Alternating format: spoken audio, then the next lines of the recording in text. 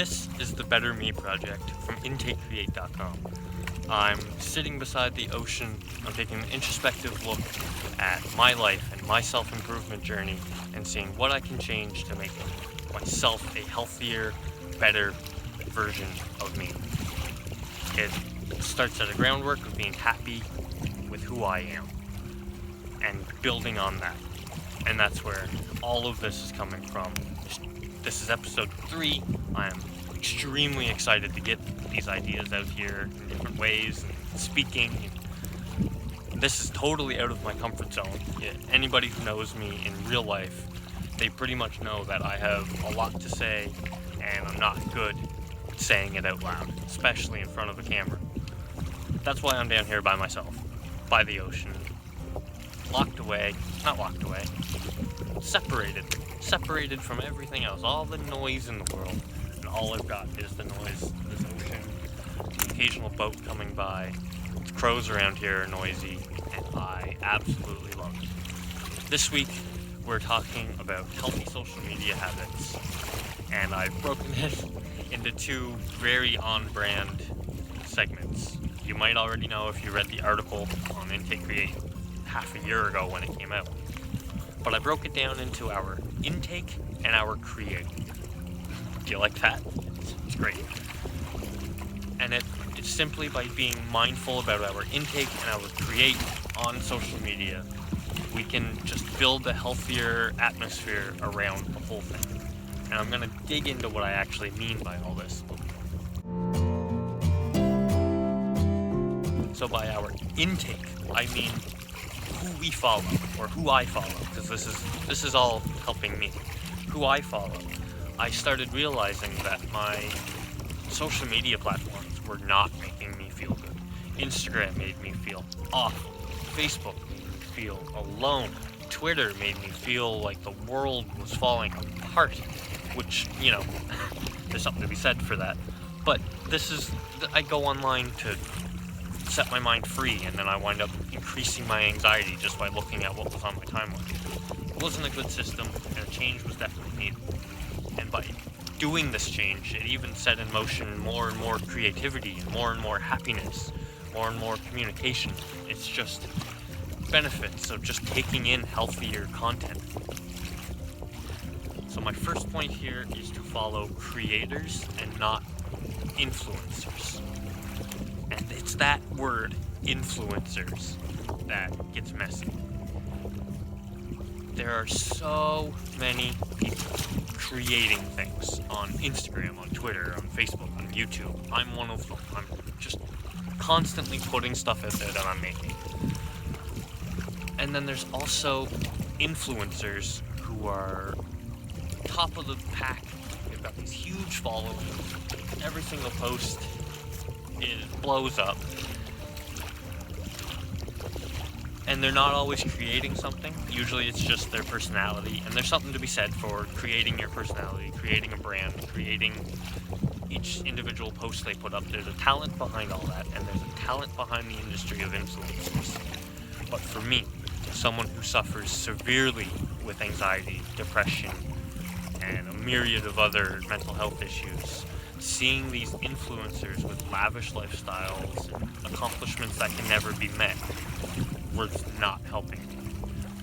When I made the shift and I started focusing on creators, whether or not they had a following, whether or not they had influence over me as a person, I just followed people who were dedicated to making stuff.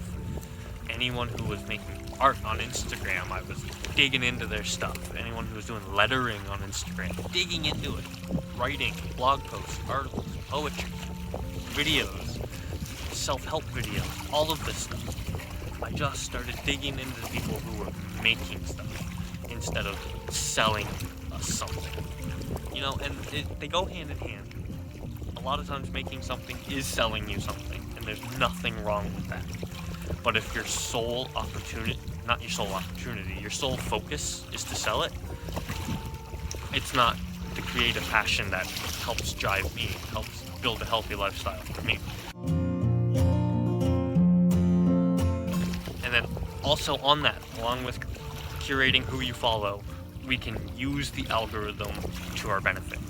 And now, as a creative and someone who actively puts things out on the internet for people to see, we have a love-hate relationship with even the word algorithm. We know these things work on algorithms, and we have to work with them. But as a user and as a reader and a viewer, these algorithms can help me by curating what I actually interact with and like on Instagram especially. It shows me more like that. If I like a whole bunch of funny videos on Instagram, they're gonna think, hey, you're a funny guy, here's some more stuff to laugh at, here you go. And funny videos, funny TikToks, funny everything. But if I'm on, and it happens especially to people on Facebook, I see it happen a disgusting amount. If they're constantly in the comments on controversial topics and ripping people apart, starting flame wars, throwing insults back and forth, slamming their caps lock down, if they're doing that type of thing, Facebook is going to say, hey, you're an active user no matter what you're saying. Here's something people are arguing about. Hop in. Here's another thing someone's arguing about. Hop in. Here's a headline just to make you angry. What do you have to say about that? That's the kind of thing. They're just egging on, and it's a cycle of negativity. If you're constantly taking in negativity, you're going to start constantly putting out negativity. If you're taking it in and putting it out, that's all you're going to see. Where I'm getting better with my Instagram and making sure I actually go through and like some stuff and comment on some things and curate what comes up for me. I'm getting a lot of really, really cool visual art showing up for me on Instagram. And I'm not a visual artist. I cannot draw anything. But this visual art that's coming up, and the varying styles and the lettering and line work, just everything I'm seeing in it is so inspirational, and I can even put it into my writing. I can put it into this stuff. I've got thumbnails to make for things. I'm not good at any of it, but it helps inspire. And my last point on my intake is our unfollow button is an online superpower.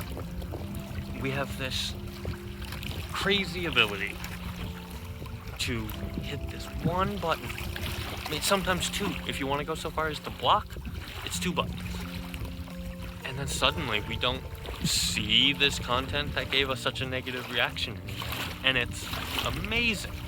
I see something hateful, unfollow it, block it. Someone spreading a headline just to spark controversy and complaints and argument in the comments, just unfollow, block it. I don't need to see it. I don't want someone on my timeline instigating their followers for arguments. It's gross. And I understand the internet works on clicks. If someone clicks your thing, you make more money. It's simple. And starting these arguments gets a lot of clicks, and I understand everything behind it. But just pouring a whole bunch of power into this unfollow button or block buttons or unsubscribe buttons, it's a superpower. You're just setting your own life free from this negativity. And it's powerful to realize that hate is only as strong as we let it be. Hate is only as loud as we listen to it. We can turn down the volume on hate and this awful dialect and vitriol, just fighting that we see on the internet. I hate it. We can turn the volume down, at least on our speakers, so we don't see it. Kind of the flip side, it's really just one point. Our create. We talked about the intake for 10 minutes or so, and now our output, our create. Even if we don't look at ourselves as a creative, even if all we do is post a status every now and then about job opportunities or nervous about an interview or look at my cute baby. Yeah, I do that. I love that look. That's my favorite card to pull, is picture of the baby. And it's simple to get carried away with our posting. You know, if you're starting to get reactions out of stuff, you can see the appeal on just posting that one little controversial thing, and it's just it just gets us. It gets us all. We focus on just this attention aspect of it, and I don't want to focus on attention. I want to focus on just being creative, and that's all that matters. I'm putting stuff out there, and I'm being creative, and I'm staying connected to people, and I'm connecting with other creative people and other authors, other writers. And it all boils down to one point that I think I summed this whole thing up, is we can only control ourselves. And it's even something I wind up telling the kids this all the time. If they're fighting, or the oldest is getting mad at the youngest because it's doing something dumb, it happens. And a lot of times the conversation comes around to, like, you can only control what you do.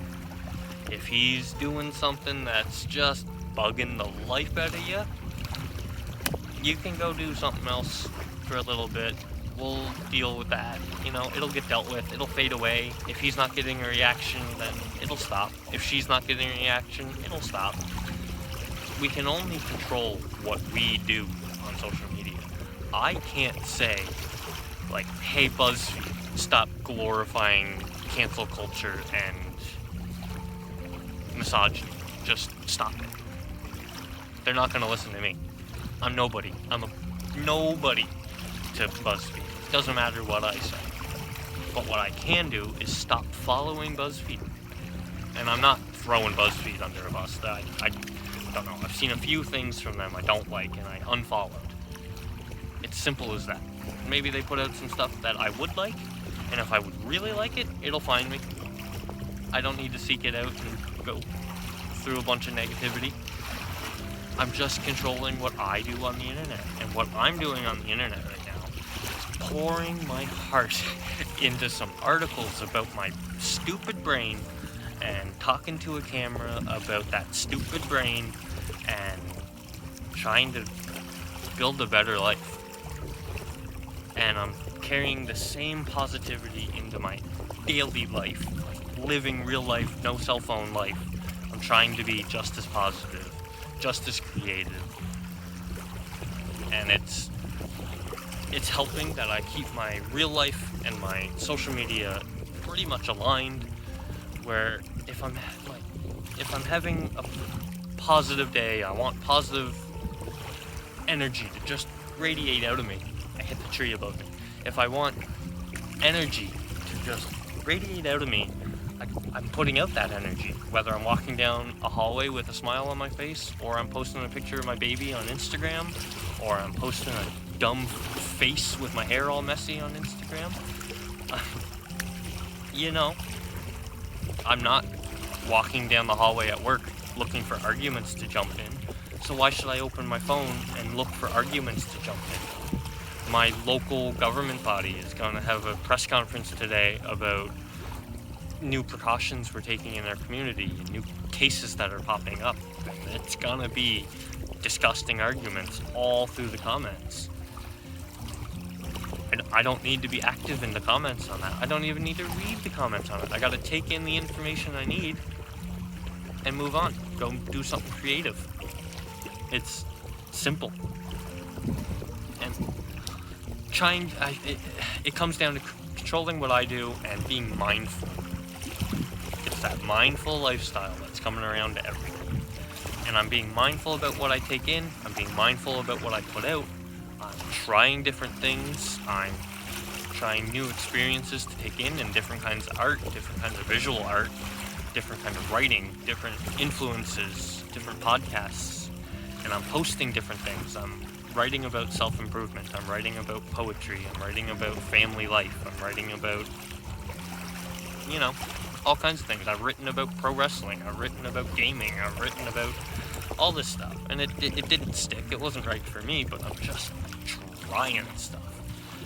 And it's that creativity that you get that sense from my social media, I think. I could be way off the mark, and my social media makes me look like an idiot. So if that's the case, don't take a word from me about any of this. If you want to see what my actual social media looks like, amazing segue. This whole thing is just a big plug for my Instagram, I think. InTakeCreate for my writing stuff. Anthony.McGuigan for a little bit more personal stuff and family life stuff. You can search up InTakeCreate on YouTube if that's not where you're watching this, and you can see the video version. I'm told you can find this on Apple Podcasts. Leave a review, leave a comment wherever you're watching this, because it does help those algorithms we talked about. Get this in front of people who it could resonate with. I hope something I said here today makes a difference. I hope something I say in the last one made a difference, and I hope something I say in the next one makes a difference. Keep it, just stay mindful, stay thoughtful, stay creative. InTakeCreate.com, go there. Or patreon.com/InTakeCreate. Just started that. I don't really know what it's all about, but I'm working on it.